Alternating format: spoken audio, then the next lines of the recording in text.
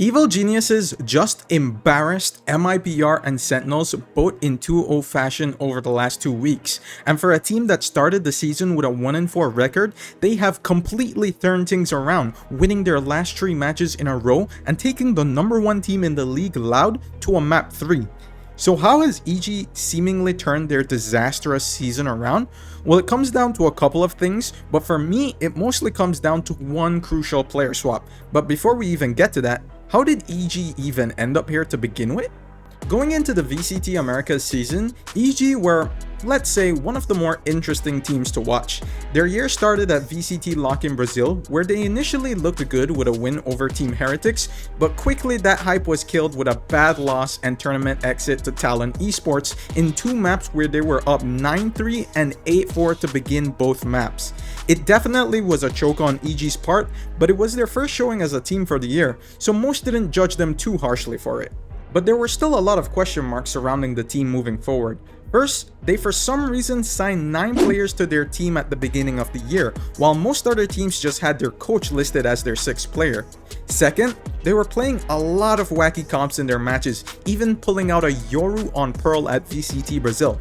Many were asking how that would hold up against stronger competition in VCT Americas, and we soon found out our answer. EG started their season with a 1-4 record in their first 5 matches, with their only win being against Crew, which at the time of this recording is still a winless team in the league. They quickly became the laughing stock of the league on social media. This tweet here, pre-match tweet, 3 hours posted, 4 likes. I mean, oh God almighty. So safe to say, things were going downhill and fast. If they wanted any chances of making the playoffs or going to Tokyo, changes needed to be made. The first thing EG did, and most significant I would say, was starting Demon 1 full-time on the roster over BCJ. He had previously subbed in before on 1 map against the 100 Thieves, but at the start of week 3, they decided to field him full-time, being their primary Jet player. He did great. He popped off and led the team with the highest impact rating in the match, leading EG to their first win in the season against Crew. And here's the thing, he did it on 3 different agents, not just Jet. He carried his weight on Killjoy, Jet, and Brimstone. Not many players in the league can say the same. His Jet is obviously his strongest agent, and you'll find him regularly dropping highlight reels on his Twitter, but the versatility he provides is such a great asset for any team. In an interview with the Spike GG, EG's head coach Potter said, "He's just such a talented Jet with his presence, so it's obviously right. His confidence in the server and the way that he reacts and the way he controls the map, it gives us so much room to work with, so just having a Jet like that, it's incredible for us." The great thing about adding Demon 1 to this roster full-time is that it not only adds firepower, but once he started playing full-time for the team, everything seemed to fall into place for EG. The thing with EG was that they were a team with a lot of different setups, compositions, lineups, and were also known to heavily anti-strat enemy teams. But here's the thing, those things only matter if your team has the fundamentals fully laid out, something EG was clearly lacking. Just take a look at the way Sideshow explained it on the VCT broadcast.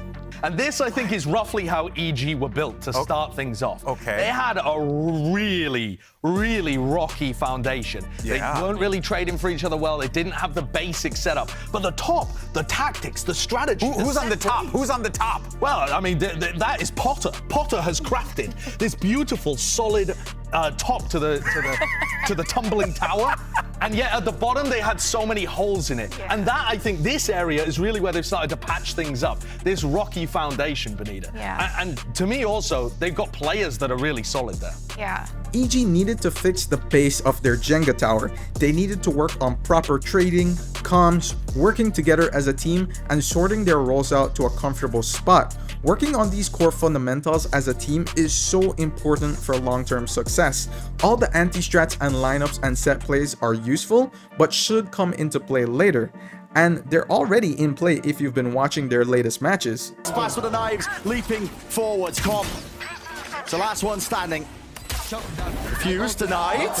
Jonas? We can stick onto this one, yeah. Those shot does looking clean with the 100's Fury. Nobody can really stick this. Damage is there. But not enough here, yeah. Aspas, he survives it for about a moment, gets off it on half.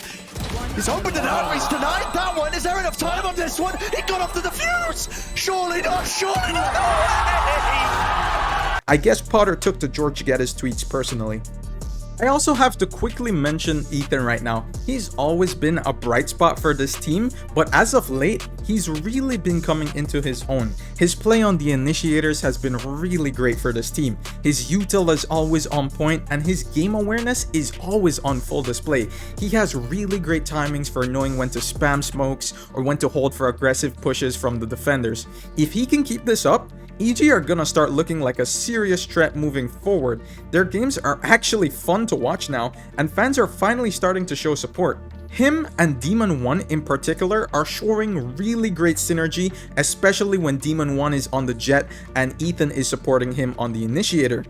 He's been setting up Demon 1 really well for kills, and even when Demon 1 goes down, you can trust that Ethan is getting the trade because his fundamentals as a player are just really rock solid. EG currently have one more game left in the season, and it's going to be crucial if they want to secure their spot in the playoffs. Currently, there's a huge battle for the 3rd to 6th spot that's being fought over by 5 teams, 6 if you want to include Sentinels. If EG don't secure the win over NRG next week, their playoff spot won't necessarily be under their control and will come down to how the rest of the matches play out. NRG are not going to be an easy match though. They've also been really coming into form as of late, and I think this is really going to come down to how well Boostio, EG's IGL, will be able to call against FNS. But at least Demon 1 is showing, NRG or not, he's not scared. Well, next week, you're going to have one of the same performances you did today. Energy's going to be, Energy's going to be huge. What are you looking at to make that match yours? Obviously, a lot of people say they're #1 right now, even with an undefeated team. I think they're a good team, but like, they haven't faced me in a match yet, you know, so good luck, Energy. The only thing you should be scared about though, if you are an EG fan, is what's gonna happen with the team if they do qualify for Masters Tokyo. The problem is, Demon 1 has confirmed on his stream that even if the team does qualify for Tokyo, he won't be able to travel with the team due to visa-related issues. Should they qualify, this is a huge blow for EG. Demon 1 has been their bright spot, and swapping him out will undo all the hard work that's been laid out for this roster. BCJ will likely have to return to the lineup should that be the case, but I'm not entirely sure. We'll have to see how the situation unfolds if necessary. Remember, they still do have to qualify for Tokyo, and that is not guaranteed. And that's where we're currently at with EG, a tumultuous start to the season to now fighting for a spot in playoffs. And honestly, a team that could learn a thing or two from how EG turned their season around is Sentinels. They are currently suffering from a lot of similar issues of early EG. Their roster is really inconsistent and they can't seem to work out their roles on the team. If you're interested in what's happening with them and why I think they're making a huge mistake putting TenZ back on the starting lineup, I have a whole video covering the situation linked in the top left corner of your screen. Be sure to check it out.